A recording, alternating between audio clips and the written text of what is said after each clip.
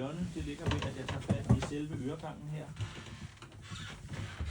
Det er ikke det her oppe i øret. Det er selve øregangen. Herinde bagved, der ligger et rør, der går ind i øregangen. Og jeg skal have fat i kanten af røret. Det vil sige, det er ikke her. Jeg skal altså helt derned og have min meget store tommelfinger helt ind i hendes øre. Sådan der. Og så skal jeg have fat bagpå her. Ikke heroppe, men hernede.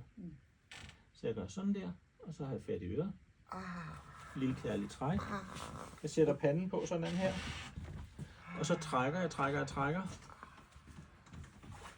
Nej. Prøv at blive stående. Når jeg trækker, så trækker jeg, og så trækker jeg.